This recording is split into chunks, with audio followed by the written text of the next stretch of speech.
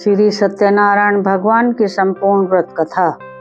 सत्यनारायण भगवान की संपूर्ण व्रत कथा शास्त्रों में बताया गया है कि सत्यनारायण व्रत कथा का पाठ करने से व्यक्ति को 1000 यज्ञ करने के बराबर पुण्य फल की प्राप्ति होती है। सत्यनारायण भगवान व्रत कथा में भगवान विष्णु के सत्य स्वरूप के बारे में बताया गया है।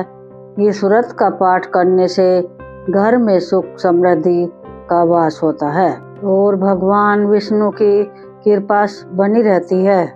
सत्यनारायण व्रत कथा का पहला अध्याय। एक समय की बात है, नैमिषारण्य तीर्थ में शौनकादि 88,000 ऋषियों ने श्री सूत जी से पूछा, हे प्रभु, इस कलयुग में वेद विद्या रहित मनुष्यों को प्रभु भक्ति किस प्रकार मिल सकती है तथा उनका उद्धार कैसे होगा।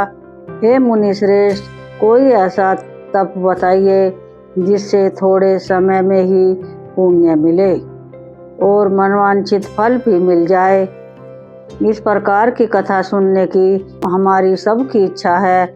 सर्वशास्त्रों के ज्ञाता सूत जी बोले, हे वैष्णवों में पूज्य, आप सभी ने प्राणियों के हित की बात पूछी है, इसलिए मैं एक ऐसे श्रेष्ठ व्रत को आप लोगों को बताऊंगा जिससे नारद जी ने लक्ष्मी नारायण जी से पूछा था और लक्ष्मीपति ने मुनि श्रेष्ठ नारद जी से कहा था, आप सभी से ध्यान से सुनिए। एक समय की बात है, योगीराज नारद जी दूसरों के हित की इच्छा के लिए अनेकों लोकों में घूमते हुए मृत्यु लोक में आ पहुँचे। यहाँ उन्होंने अनेक योनियों में जन्मे प्राय सभी मनुष्यों को अपने कर्मों द्वारा अनेकों दुखों से पीड़ित देखा।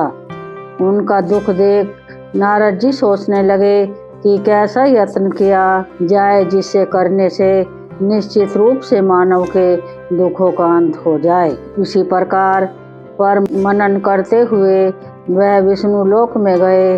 वहाँ वह देवों के इस नारायण की स्तुति करने लगे, जिनके हाथों में शंख चक्र गदा और पद थे, गले में वरमाला पहने हुए थे। स्तुति करते हुए नारद जी बोले, हे भगवान, आप अत्यंत शक्ति से संपन्न हैं, मन तथा वाणी भी आपको नहीं पा सकती।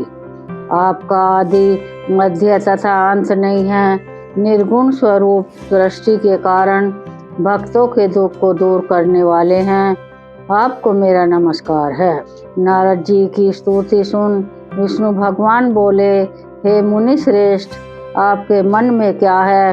आप किस काम के लिए पधारे हैं, उसे निसंकोच कहो। इस पर नारद मुनि बोले कि ये मृत्यु लोक में अनेक योनियों में जन्मे मनुष्य अपने कर्मों के द्वारा अनेकों दुख से दुखी हो रहे हैं। हे नाथ, आप मुझ पर दया रखते हैं तो बताइए कि वो मनुष्य थोड़े प्रयास से ही अपने दुखों से कैसे छुटकारा पा सकते हैं। श्री हरि बोले, हे नारद, मनुष्यों की भलाई के लिए तुमने बहुत अच्छी बात पूछी है, जिसके करने से मनुष्य मुंह से छूट जाता है। वह बात मैं कहता हूँ उसे सुनो। स्वर्ग लोक व मृत्यु लोक दोनों में एक दुर्लभ उत्तम व्रत है जो पुण्य देने वाला है।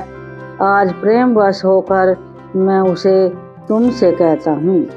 श्री सत्यनारायण भगवान का यह व्रत अच्छी तरह विधान पूर्वक करके मनुष्य तुरंत ही यहाँ सुख भोग कर मरने पर मोक्ष पाता है। श्री हरि के वचन सुन नारद जी बोले कि उस व्रत का फल क्या है और उसका विधान क्या है। यह व्रत किसने किया था, इस व्रत को किस दिन करना चाहिए, सभी कुछ विस्तार से बताएं। नारद की बात सुनकर श्री हरि बोले, दुख व शोक को दूर करने वाला, यह सभी स्थानों पर विजय दिलाने वाला है। मानव को भक्ति व श्रद्धा के साथ शाम को श्री सत्यनारायण की पूजा धर्म परायण होकर ब्राह्मणों व बंधुओं के साथ करनी चाहिए।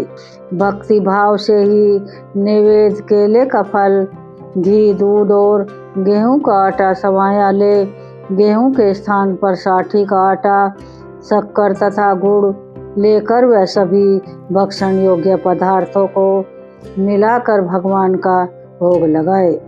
ब्राह्मणों सहित बंधु बांधवों को भी भोजन कराए, उसके बाद स्वयं भोजन करे।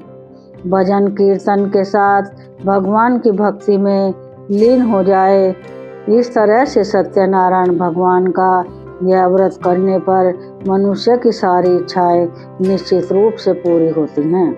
इस कलिकाल अर्थात कलियुग में मृत्युलोक में मोक्ष का यही एक सरल उपाय बताया गया है। श्री सत्यनारायण व्रत कथा का पहला अध्याय संपूर्ण हुआ। बोलो सत्यनारायण भगवान की जय।